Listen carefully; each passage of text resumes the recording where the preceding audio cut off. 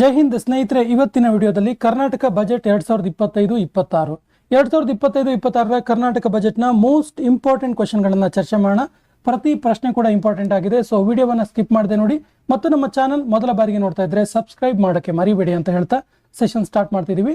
ಮೊದಲ ಪ್ರಶ್ನೆ ಇರ್ತಿದೆ, 2025ರಲ್ಲಿ ಮಂಡಿಸಲಾದ ಬಜೆಟ್ ಮುಖ್ಯಮಂತ್ರಿ ಸಿದ್ದರಾಮಯ್ಯ ಅವರು ಮಂಡಿಸಿದ ಎಷ್ಟನೇ ಬಜೆಟ್ ಆಗಿದೆ? ಸರಿಯಾದ ಉತ್ತರ 16ನೇ budget. Option C is the right answer.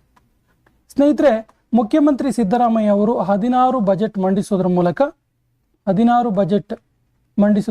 ಕರ್ನಾಟಕದಲ್ಲಿ ಅತಿ ಹೆಚ್ಚು ಬಜೆಟ್ ಮಂಡಿಸಿದ ಕೀರ್ತಿ ಸಿದ್ದರಾಮಯ್ಯನವರಿಗೆ ಸಿಗುತ್ತೆ. ಅತಿ ಹೆಚ್ಚು ಬಜೆಟ್ ಅನ್ನು ಮಂಡಿಸಿದ ಕೀರ್ತಿ ಸಿದ್ದರಾಮಯ್ಯನವರಿಗೆ ಸಿಗುತ್ತೆ. 16 ಬಜೆಟ್ಗಳನ್ನು ಮಂಡಿಸಿದ್ರು. ಈ ಬಜೆಟ್ನ ಪ್ರಮುಖ ವಿಶೇಷತೆ ಏನು ಕೇಳಿದ್ರೆ, ಗ್ಯಾರಂಟಿ ಯೋಜನೆಗಳ ಮುಂದುವರಿಕೆ.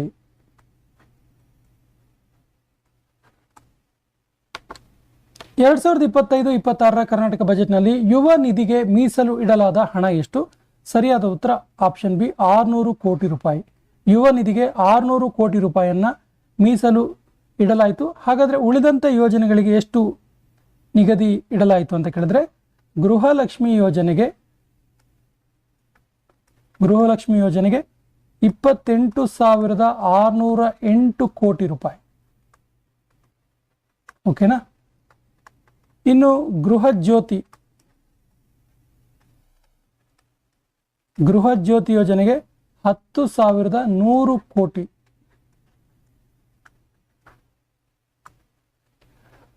ದೆನ್ ಅನ್ನಭಾಗ್ಯ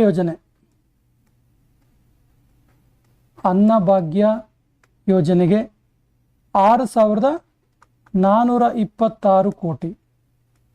ಇನ್ನು ಶಕ್ತಿ ಯೋಜನೆಗೆ 5,300 ಕೋಟಿ ರೂಗಳನ್ನು ಮೀಸಲು ಇಡಲಾಯಿತು.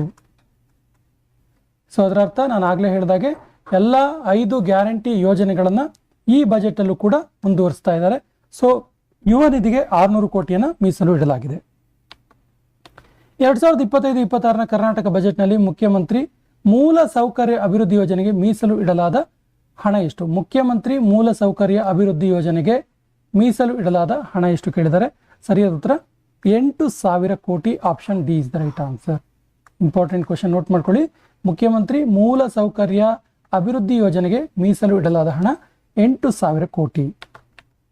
2025ರ ಕರ್ನಾಟಕ ಬಜೆಟ್ನ ಗಾತ್ರ ಎಷ್ಟು? ಸರಿಯಾದ ಉತ್ತರ 4,09,549 ಕೋಟಿ ರೂಪಾಯಿ. ಸೊ ಹಿಂದಿನ ಬಜೆಟ್ಗೆ ಹೋಲಿಸಿದ್ರೆ 2024-25ನೇ ಬಜೆಟನ್ನು ಹೋಲಿಸಿದ್ರೆ 2024-25ರ ಬಜೆಟ್ನ ಗಾತ್ರ ಎಷ್ಟಿತ್ತು ಕೇಳಿದ್ರೆ 3,71,383 ಕೋಟಿ ರು ಇತ್ತು. ಸೊ ಈ ಸರಿ ಅದು 4,09,549 ಕೋಟಿ ರುಗೆ ಹೆಚ್ಚಿದೆ. 2025-26ರ ಕರ್ನಾಟಕ ಬಜೆಟ್ನಲ್ಲಿ ವೃತ್ತಿ ತೆರಿಗೆ ಎಷ್ಟು ರೂಪಾಯಿ ಹೆಚ್ಚಿಸಲಾಗಿದೆ? ಸರಿಯಾದ ಉತ್ತರ 100 ರೂಪಾಯಿ ಹೆಚ್ಚಿಸಲಾಗಿದೆ. ಅಂದ್ರೆ ಈ ಹಿಂದೆ ವೃತ್ತಿ ತೆರಿಗೆ ಎಷ್ಟಿತ್ತು ಕೇಳಿದ್ರೆ, ಈ ಹಿಂದೆ 200 ರೂಪಾಯಿ ಇತ್ತು. ಸೊ ಈ ಬಜೆಟ್ನ ನಂತರ ವೃತ್ತಿ ತೆರಿಗೆಯನ್ನು 300 ರೂಗೆ ಏರಿಸಲಾಗಿದೆ. ಸೊ 100 ರೂಪಾಯಿ ಜಾಸ್ತಿ ಮಾಡಿದ್ದಾರೆ. 2025-26ರ ಕರ್ನಾಟಕ ಬಜೆಟ್ನಲ್ಲಿ ಈ ಕೆಳಗಿನ ಯಾವ ಕ್ರೀಡೆಗಳ ಯಾವ ಸ್ಪೋರ್ಟ್ಸ್ ಅಕಾಡೆಮಿ ಸ್ಥಾಪನೆಗೆ ಘೋಷಣೆ ಮಾಡಲಾಗಿದೆ? ಸರಿಯಾದ ಉತ್ತರ ಆಪ್ಷನ್ ಡಿ, ಮೇಲಿನ ಎಲ್ಲವೂ. ಕುಸ್ತಿ, ವಾಲಿಬಾಲ್ ಮತ್ತು ಖೋಖೋ ಎಲ್ಲವಕ್ಕೂ ಕೂಡ ಅಕಾಡೆಮಿ ಸ್ಥಾಪನೆ ಘೋಷಣೆ ಮಾಡಲಾಗಿದೆ. ಕ್ರೀಡೆಗೆ ರಿಲೇಟೆಡ್ ಆಗಿರುವಂಥ ಒಂದು ಇಂಪಾರ್ಟೆಂಟ್ ಅಂಶ ಇದೆ. ಏನು ಕೇಳಿದ್ರೆ, ಈ ಸರಿ ಒಲಿಂಪಿಕ್ ಪದಕ ಯೋಜನೆ ಅಂತೇಳಿ ಒಂದು ಶುರು ಮಾಡಿದ್ದಾರೆ. ಒಲಿಂಪಿಕ್ ಪದಕ ಯೋಜನೆ ಅಂದರೆ ಮುಂಬರುವಂತಹ ಒಲಿಂಪಿಕ್ಗೋಸ್ಕರ ಕ್ರೀಡಾಪಟುಗಳನ್ನು ತಯಾರಿ ಮಾಡುವಂಥ ಒಂದು ಯೋಜನೆ. ಏನಿದು ಒಲಿಂಪಿಕ್ ಪದಕ ಯೋಜನೆ ಅಂತ ಕೇಳಿದ್ರೆ, 2028ರ ಒಲಿಂಪಿಕ್ಗೆ ಕ್ರೀಡಾಪಟುಗಳ ತಯಾರಿ ಮಾಡುವ ಯೋಜನೆ. ಈ ಯೋಜನೆ ಮೂಲಕ 60 ಕ್ರೀಡಾಪಟುಗಳಿಗೆ, ರಾಜ್ಯದ ಶ್ರೇಷ್ಠ 60 ಜನ ಕ್ರೀಡಾಪಟುಗಳಿಗೆ 3 ವರ್ಷ 10 ಲಕ್ಷ ರೂಪಾಯಿ ಪ್ರತಿ ವರ್ಷ ಪರ್ ಇಯರ್ 10 ಲಕ್ಷ ರೂಪಾಯಿಯಂತೆ 3 ವರ್ಷ ಅವರಿಗೆ ಸಹಾಯಧನವನ್ನು ನೀಡುವಂಥ ಒಂದು ಯೋಜನೆ ಇದು ಒಲಿಂಪಿಕ್ ಪದಕ ಯೋಜನೆ, ನೆನಪಿರಲಿ. 2025-26 ಕರ್ನಾಟಕ ಬಜೆಟ್ನಲ್ಲಿ ಕೆಳಗಿನ ಯಾವ ಸ್ಥಳದಲ್ಲಿ ಕೃಷಿ ಸಂಶೋಧನಾ ಕೇಂದ್ರ ಸ್ಥಾಪಿಸಲು ಉದ್ದೇಶಿಸಲಾಗಿದೆ? ಸರಿಯಾದ ಉತ್ತರ option B, Muddebihal. Important question, note ಮಾಡ್ಕೊಳ್ಳಿ. ಕೃಷಿ ಸಂಶೋಧನಾ ಕೇಂದ್ರ ಇನ್ ಮುದ್ದೇಬಿಹಾಳ. ಈ ಕೆಳಗಿನ ಯಾವ ವಿಶ್ವವಿದ್ಯಾಲಯದಲ್ಲಿ ಪ್ರೊಫೆಸರ್ ನಂಜುಂಡಸ್ವಾಮಿ ಪೀಠವನ್ನು ಸ್ಥಾಪನೆಗೆ ಉದ್ದೇಶಿಸಲಾಗಿದೆ? ಸರಿಯಾದ ಉತ್ತರ Mysuru university. Option C is the right answer. Mysuru ಯೂನಿವರ್ಸಿಟಿಯಲ್ಲಿ ಪ್ರೊಫೆಸರ್ ನಂಜುಂಡಸ್ವಾಮಿ ಪೀಠ ಸ್ಥಾಪನೆಗೆ ಉದ್ದೇಶಿಸಲಾಗಿದೆ. 2025-26 ಕರ್ನಾಟಕ ಬಜೆಟ್ನಲ್ಲಿ ಎಷ್ಟು ಕರ್ನಾಟಕ ಪಬ್ಲಿಕ್ ಶಾಲೆ KPS ಕರ್ನಾಟಕ ಪಬ್ಲಿಕ್ ಸ್ಕೂಲ್ ಸ್ಥಾಪನೆಗೆ ಯೋಜಿಸಲಾಗಿದೆ? ಸರಿಯಾದ ಉತ್ತರ 500 ಪಬ್ಲಿಕ್ ಸ್ಕೂಲ್ಗಳ ಸ್ಥಾಪನೆಗೆ.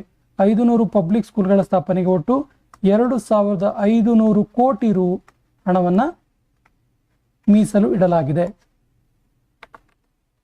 ಈ ಕೆಳಗಿನ ಯಾವ ಕಾದಂಬರಿಯನ್ನು ನಾಟಕ ರೂಪದಲ್ಲಿ ರಾಜ್ಯಾದ್ಯಂತ ಪ್ರದರ್ಶಿಸಲು 1 ಕೋಟಿ ರು ನೆರವು ನೀಡಲಾಯಿತು ಈ ಬಜೆಟ್ನಲ್ಲಿ? ಸರಿಯಾದ ಉತ್ತರ ಆಪ್ಷನ್ ಸಿ, ಸ್ವಾತಂತ್ರ್ಯದ ಓಟ ಎನ್ನುವಂತಹ ಕಾದಂಬರಿಯನ್ನ ಇಡೀ ರಾಜ್ಯಾದ್ಯಂತ ನಾಟಕ ರೂಪದಲ್ಲಿ ಪ್ರದರ್ಶನ ಮಾಡೋದಕ್ಕೆ 1 ಕೋಟಿ ನೆರವನ್ನು ನೀಡಲಾಯಿತು. ಸೊ ಈ ಸ್ವಾತಂತ್ರ್ಯದ ಓಟ ಕಾದಂಬರಿ ಬಗ್ಗೆ ಹೇಳೋದಾದ್ರೆ ಇದು ಕೇಂದ್ರ ಸಾಹಿತ್ಯ ಅಕಾಡೆಮಿ ಪ್ರಶಸ್ತಿ ಪುರಸ್ಕೃತ ಬೋಳುವಾರು ಮಹಮ್ಮದ್ ಕುಂಯಿ ಇವರು ಬರೆದಂತಹ ಒಂದು ಕಾದಂಬರಿ. ಇದನ್ನು ನಾಟಕ ರೂಪದಲ್ಲಿ ಪ್ರದರ್ಶನ ಮಾಡೋಕ್ಕೆ 1 ಕೋಟಿ ರು ನೆರವನ್ನು ನೀಡಲಾಯಿತು. ಬೆಂಗಳೂರು ನಗರ ವಿಶ್ವವಿದ್ಯಾಲಯವನ್ನು ಕೆಳಗಿನ ಯಾವ ಹೆಸರಿನಿಂದ ಮರು ನಾಮಕರಣ ಮಾಡಲು ಯೋಜಿಸಲಾಗಿದೆ? ಸೊ ಈ ಒಂದು ಬಜೆಟ್ ಅಲ್ಲಿ ಬೆಂಗಳೂರು ನಗರ ಯೂನಿವರ್ಸಿಟಿ ಏನಿತ್ತಲ್ಲ, ಇದನ್ನ ಮನಮೋಹನ್ ಸಿಂಗ್ ಬೆಂಗಳೂರು ನಗರ ವಿವಿ ಅಂತೇಳಿ ಹೆಸರನ್ನು ಬದಲಾಯಿಸಲು ಯೋಜಿಸಲಾಯಿತು. ಪ್ರಾಥಮಿಕ ಪ್ರೌಢಶಾಲಾ ಅತಿಥಿ ಶಿಕ್ಷಕರು ಮತ್ತು ಪದವಿ ಪೂರ್ವ ಕಾಲೇಜುಗಳ ಅತಿಥಿ ಉಪನ್ಯಾಸಕರ ಗೌರವಧನವನ್ನು ಎಷ್ಟು ಹೆಚ್ಚಿಸಲಾಯಿತು? ಸರಿಯಾದ ಉತ್ತರ 1,000 ರು ಹೆಚ್ಚಳ ಮಾಡಲಾಯಿತು. ಅಂಗನವಾಡಿ ಕಾರ್ಯಕರ್ತೆಯರು ಮತ್ತು ಆಶಾ ಕಾರ್ಯಕರ್ತೆಯರ ಗೌರವಧನ ಎಷ್ಟು ಹೆಚ್ಚಿಸಲಾಯಿತು? ಸರಿಯಾದ ಉತ್ತರ ಇದು ಕೂಡ 1,000 ಹೆಚ್ಚಿಸಲಾಯಿತು. ಇಲ್ಲಿ ಅಂಗನವಾಡಿ ಸಹಾಯಕರು ಇರ್ತಾರಲ್ಲ, ಅವರಿಗೂ ಕೂಡ ಹೆಚ್ಚಳ ಮಾಡಲಾಗಿದೆ. ಅಂಗನವಾಡಿ ಸಹಾಯಕರಿಗೆ ಎಷ್ಟು ಹೆಚ್ಚಳ ಮಾಡಿದ್ದಾರೆ ಕೇಳಿದ್ರೆ 750 ರು ಹೆಚ್ಚಳ ಮಾಡಲಾಗಿದೆ. ಸೊ ಅಂಗನವಾಡಿ ಕಾರ್ಯಕರ್ತರು ಮತ್ತು ಆಶಾ ಕಾರ್ಯಕರ್ತರಿಗೆ 1,000 ಹೆಚ್ಚಳ ಮಾಡಿದ್ರೆ ಅಂಗನವಾಡಿ ಸಹಾಯಕರಿಗೆ 750 ರು ಹೆಚ್ಚಳ ಮಾಡಲಾಗಿದೆ. ರೈಲ್ವೆ ಯೋಜನೆಗಳಿಗೆ ಮೂಲ ಸೌಕರ್ಯ ಕಲ್ಪಿಸಲು ಎಷ್ಟು ಕೋಟಿ ಹಣ ನೀಡಲಾಯಿತು? ಸರಿಯಾದ ಉತ್ತರ 600 ಕೋಟಿ. ಸಾರಿ, ಇಲ್ಲಿ 600 ಕ್ರೋರ್, ಇದು 600 ಕೋಟಿ. 600 ಕೋಟಿ ಹಣವನ್ನು ಮೀಸಲಿಡಲಾಯಿತು. ಏನಕ್ಕೆ? ರೈಲ್ವೆ ಯೋಜನೆಗಳಿಗೆ ಮೂಲ ಸೌಕರ್ಯ ಕಲ್ಪಿಸೋದಕ್ಕೆ. ಪ್ರಗತಿ ಪಥ ಯೋಜನೆಗೆ ನಿಗದಿ ಮಾಡಲಾದ ಹಣ ಎಷ್ಟು ಕೋಟಿ? ಸರಿಯಾದ ಉತ್ತರ 5,200 ಕೋಟಿ. 5,200 ಕೋಟಿ ರುವನ್ನು ಪ್ರಗತಿ ಪಥ ಯೋಜನೆಗೆ ನಿಗದಿ ಮಾಡಲಾಯಿತು. ಏನಿದು ಪ್ರಗತಿ ಪಥ ಯೋಜನೆ ಕೇಳಿದ್ರೆ ಗ್ರಾಮೀಣ ಭಾಗದಲ್ಲಿ ರಸ್ತೆ ಅಭಿವೃದ್ಧಿ, ಗ್ರಾಮೀಣ ಭಾಗದ ರಸ್ತೆ ಅಭಿವೃದ್ಧಿಗೆ ನಿಗದಿ ಇಡಲಾದ ಹಣ. ಅದರ ಜೊತೆಗೆ ಕಲ್ಯಾಣ ಕರ್ನಾಟಕಕ್ಕೆ ಕಲ್ಯಾಣ ಪಥ ಅನ್ನುವಂಥ ಒಂದು ಯೋಜನೆಯನ್ನು ಕೂಡ ಘೋಷಣೆ ಮಾಡಲಾಯಿತು. ವೆರಿ ವೆರಿ ಇಂಪಾರ್ಟೆಂಟ್, ನೋಟ್ ಮಾಡ್ಕೊಳ್ಳಿ, ಕಲ್ಯಾಣ ಪಥ ಯೋಜನೆ. ಸೊ ಇದು ಕಲ್ಯಾಣ ಕರ್ನಾಟಕ ರಿಲೇಟೆಡ್ ಆಗಿರುವಂಥ ಯೋಜನೆ, ಕಲ್ಯಾಣ ಪಥ ಯೋಜನೆ. ಏನಿದು ಕಲ್ಯಾಣ ಪಥ ಯೋಜನೆ ಅಂತ ಕೇಳಿದ್ರೆ 100 ಕೋಟಿ ರು ವೆಚ್ಚದಲ್ಲಿ ಕಲ್ಯಾಣ ಕರ್ನಾಟಕದ 38 ವಿಧಾನಸಭಾ ಕ್ಷೇತ್ರಗಳ ಅಭಿವೃದ್ಧಿ. ಸೊ ಈ ಕಲ್ಯಾಣ ಪಥ ಯೋಜನೆ ಮೂಲಕ. ಜಲ ಜೀವನ್ ಮಿಷನ್ಗೆ ಯೋಜನೆಗೆ ನಿಗದಿ ಮಾಡಲಾದ ಹಣ ಎಷ್ಟು? ಸರಿಯಾದ ಉತ್ತರ 6,050 ಕೋಟಿ ರು. 6,050 ಕೋಟಿ ರುವನ್ನು ಜಲಜೀವನ್ ಮಿಷನ್ಗೆ ನಿಗದಿ ಮಾಡಲಾಯಿತು. ಈ ಕೆಳಗಿನ ಯಾವ ಸ್ಥಳದಲ್ಲಿ ಹೈಟೆಕ್ ರೇಷ್ಮೆಗೂಡಿನ ಮಾರುಕಟ್ಟೆ ಅಭಿವೃದ್ಧಿಗೆ 250 ಕೋಟಿ ಮೀಸಲು ಇಡಲಾಯಿತು? ಸರಿಯಾದ ಉತ್ತರ ಎ ಮತ್ತು ಬಿ ಎರಡು, ರಾಮನಗರ ಮತ್ತು ಶಿಡ್ಲಘಟ್ಟ ಈ ಎರಡೂ ಕಡೆಗಳಲ್ಲಿ ಹೈಟೆಕ್ ರೇಷ್ಮೆಗೂಡಿನ ಮಾರುಕಟ್ಟೆ ಅಭಿವೃದ್ಧಿಗೆ 250 ಕೋಟಿ ರು ಮೀಸಲು ಇಡಲಾಯಿತು. 2025 ಕರ್ನಾಟಕ ಬಜೆಟ್ನಲ್ಲಿ ರಾಜ್ಯದ ಒಟ್ಟು ಆಂತರಿಕ ಉತ್ಪನ್ನದ ಗಾತ್ರ ಶೇಕಡ ಎಷ್ಟು ಪ್ರಗತಿ ನಿರೀಕ್ಷೆ ಮಾಡಲಾಗಿದೆ? ಸರಿಯಾದ ಉತ್ತರ ಆಪ್ಷನ್ ಸಿ 7.4. ಇನ್ನು ಇನ್ನೊಂದು ಪ್ರಮುಖ ವಿಷಯ ಇದೆ ಇಲ್ಲಿ, ಏನು ಕೇಳಿದ್ರೆ ಈ ಒಂದು ಬಜೆಟ್ನಲ್ಲಿ ಕರ್ನಾಟಕದ ಪ್ರಥಮ ಸಾವಯವ ತಾಲೂಕು ಅಂತೇಳಿ, ಕರ್ನಾಟಕದ ಪ್ರಥಮ ಸಾವಯವ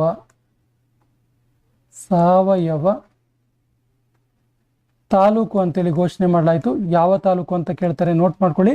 ಯಾವ ತಾಲೂಕು ಕೇಳಿದ್ರೆ ಉತ್ತರ ಕನ್ನಡ ಜಿಲ್ಲೆಯ ಜೋಯಿಡಾ ತಾಲೂಕು. ಉತ್ತರ ಕನ್ನಡ ಜಿಲ್ಲೆಯ ಜೋಯಿಡಾ ತಾಲೂಕು. ಸೊ ಜೋಯಿಡಾ ತಾಲೂಕನ್ನು ಕರ್ನಾಟಕದ ಪ್ರಥಮ ಸಾವಯವ ತಾಲೂಕು ಅಂತೇಳಿ ಘೋಷಣೆ ಮಾಡಲಾಯಿತು. ಇನ್ನೊಂದು ಪ್ರಮುಖ ಅಂಶ ಇದೆ, ಇಲ್ಲೇ ಹೇಳಬೇಕು. ಕರ್ನಾಟಕದ 4,000 ಸರ್ಕಾರಿ ಶಾಲೆಗಳಲ್ಲಿ ದ್ವಿಭಾಷಾ ವಿಭಾಗಕ್ಕೆ ಚಾಲನೆ. ದ್ವಿಭಾಷಾ ವಿಭಾಗ. ಸೊ 2 ಅಂಶಗಳು ನೆನಪಿರಲಿ. 2025ರ ಕರ್ನಾಟಕ ಬಜೆಟ್ನಲ್ಲಿ ಎಷ್ಟು ಬುಡಕಟ್ಟು ವಸತಿ ಶಾಲೆಗಳಲ್ಲಿ 7ನೇ ತರಗತಿ ಪ್ರಾರಂಭ ಮಾಡಲಾಗುವುದು? ಸರಿಯಾದ ಉತ್ತರ 78 ಬುಡಕಟ್ಟು ವಸತಿ ಶಾಲೆಗಳಲ್ಲಿ 7 ಸ್ಟಾರ್ಟ್ ಮಾಡಲಾಗ್ತಾ ಇದೆ. ಕೊನೆಯ ಪ್ರಶ್ನೆ ಈ ರೀತಿ ಇದೆ. ಈ ಪ್ರಶ್ನೆ ನಿಮಗೆ 2025-26ರ ಕರ್ನಾಟಕ ಬಜೆಟ್ನಲ್ಲಿ ಅತಿ ಹೆಚ್ಚು ವೆಚ್ಚ ಮಾಡುವ ವಿಭಾಗ ಯಾವುದು? ಶಿಕ್ಷಣ, ಆರೋಗ್ಯ, ಸಾಲ ಮರುಪಾವತಿ ಮತ್ತು ಸಾಮಾಜಿಕ ಸೇವೆಗಳು. ಸರಿಯಾದ ಉತ್ತರವನ್ನು ಕಮೆಂಟ್ ಬಾಕ್ಸಲ್ಲಿ ಕಮೆಂಟ್ ಮಾಡಿ ಮತ್ತು ನಮ್ಮ ಚಾನಲ್ ಫಸ್ಟ್ ಟೈಮ್ ನೋಡ್ತಾ ಇದ್ರೆ ಸಬ್ಸ್ಕ್ರೈಬ್ ಮಾಡೋಕ್ಕೆ ಮರಿಬೇಡಿ ಅಂತ ಹೇಳ್ತಾ ಇವತ್ತಿನ ಸೆಷನ್ ಕಂಪ್ಲೀಟ್ ಮಾಡ್ತಾ ಇದ್ದೀವಿ. ಜೈ ಹಿಂದ್.